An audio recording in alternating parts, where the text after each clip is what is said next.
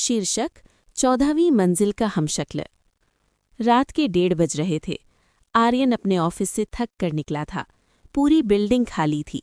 बस इक्का दुक्का सिक्योरिटी गार्ड नीचे मेन गेट पर तैनात थे।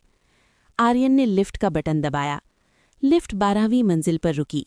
एक आदमी अंदर आया। उसने काले रंग का ओवरकोट पहना था और उसके हाथ में एक पुराना सा ब्रीफकेस था। आर्यन ने गौर किया कि उस आदमी ने वही घड़ी पहनी थी जो आर्यन के हाथ में थी, एक दुर्लभ विंटेज ओमेगा जो पूरी दुनिया में बहुत कम लोगों के पास थी। आर्यन ने मुस्कुराकर बात शुरू करनी चाही। अच्छी घड़ी है आपकी?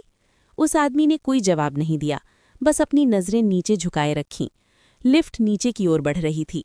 अचानक आर्यन के फ़ोन की घंटी बजी। उसकी पत्नी का कॉल था। आर्यन ने फ़ोन उठाया।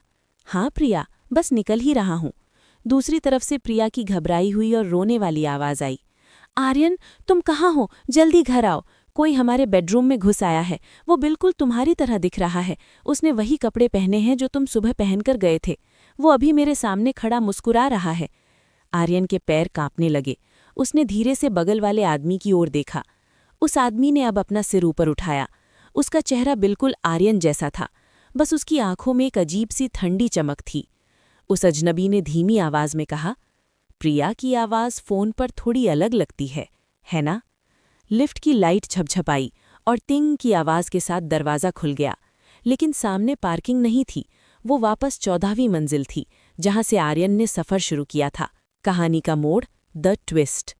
जब आर्यन पीछे मुड़ा तो लिफ्ट खाली थी। वो आदमी गायब हो चुका था। तभी उसके फ़ोन पर एक मैसेज आया।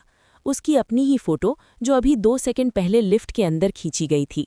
नीचे लिखा था, अगली मंजिल तुम्हारी है। कैसी लगी ये छोटी सी कहानी? क्या आप चाहेंगे कि मैं इसे आगे बढ़ाऊं? कहानी को आगे बढ़ाते हैं। सस्पेंस अब और गहरा होने वाला है। कहानी का अगला भाग, असली कौन? आर्यन के हाथ पैर सुन्न पड़ गए थे। उसने कांपते हाथों से अपनी जेब टटोली। कार की चाबी वहीं थी। उसने लिफ्ट छोड़ दी और सीढ़ियों की तरफ भागा। 14वीं मंजिल से नीचे भागते हुए उसे ऐसा लग रहा था जैसे हर मोड़ पर कोई खड़ा है। जूतों की आवाज़ पूरी बिल्डिंग में गूंज रही थी, लेकिन उसे यकीन नहीं था कि वो आवाज़ें सिर्फ उसकी हैं। नीचे पहुंचते ही वो अपनी कार में बैठा और पागलों की तरह घर की ओर निकल पड़ा। रास्ते में उसने फिर से प्रिया को फ़ोन लगाया। हेलो प्रिया, मेरी बात सुनो, मैं घर आ रहा हूँ, किसी के लिए दरवाज़ा मत खोलना, आर्यन चिल्लाया। फ़ोन के दूसरी तरफ सन्नाटा था। फिर एक भारी सांस लेने की आवाज़ आई और फ़ोन कट गया। जब वो अपने घर पहुंचा तो देखा कि बाहर सब कुछ सामान्य था। घर की खिड़की से हल्की रोशनी आ रही थी। वो दौड़कर ऊपर गया और अपने फ्लैट का दरवाज़ा जोर जोर से पीटने लगा। प्रिया, दरवाज़ा खोलो, मैं हूँ आर्यन। अंदर से कुंडी खुलने की आवाज़ आई। दरवाज़ा खुला। सामने प्रिया खड़ी थी, लेकिन वो डरी हुई नहीं थी। उसने आर्यन को देखकर एक फीकी मुस्कान दी और कहा, अरे तुम वापस आ गए। अभी तो तुम बेडरूम में सो रहे थे। आर्यन के होश उड़ गए। क्या? मैं तो अभी ऑफिस से आ रहा हूँ। प्रिया, मेरी बात सुनो, वो कोई और है। आर्यन उसे धक्का देकर बेडरूम की तरफ भागा। वहां बिस्तर पर कोई लेटा हुआ था जिसका चेहरा चादर से ढका था। आर्यन ने झपत्ते से चादर हटाई। बिस्तर खाली था। बस वहां एक पुराना ब्रीफकेस और वही विंटेज ओमेगा घड़ी रखी थी जो उसने लिफ्ट वाले आदमी के हाथ में देखी थी। तभी पीछे से प्रिया की आवाज़ आई। उसकी आवाज़ अब बिल्कुल वैसी ही ठंडी थी जैसी लिफ्ट वाले हमशक्ल की थी।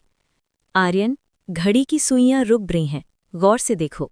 आर्यन ने घड़ी उठाई। सुइयां 1:30 पर रुकी थीं, वही समय जब वो लिफ्ट में चढ़ा था। उसने अचानक दीवार पर लगे आईने की ओर देखा। आईने में उसे अपना चेहरा दिखाई नहीं दे रहा था। आईने में वही काले ओवरकोट वाला अजनबी खड़ा था।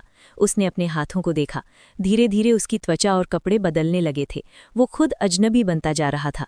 तभी पीछे खड़ी प्रिया ने अपना हाथ उसके कंधे पर रखा और धीरे से फुसफुसाया, अब तुम्हारी शिफ्ट खत्म हुई। 14वीं मंजिल पर तुम्हारा हमशक्ल तुम्हारा इंतजार कर रहा है। उसे रिप्लेस करने की बारी अब तुम्हारी है। आर्यन चिल्लाना चाहता था, पर उसकी आवाज़ गायब हो चुकी थी। अगले ही पल वो खुद को फिर से उसी 14वीं मंजिल की लिफ्ट के सामने पाया। लिफ्ट खुली।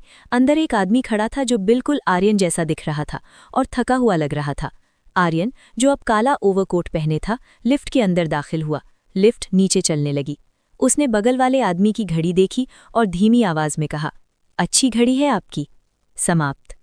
कहानी का सार, ये एक टाइम लूप या आइडेंटिटी शिफ्ट वाली कहानी थी, जहां हर बार नया आर्यन पुराने वाले की जगह ले लेता है और पुराना वाला उस रहस्यमयी साई का हिस्सा बन जाता है।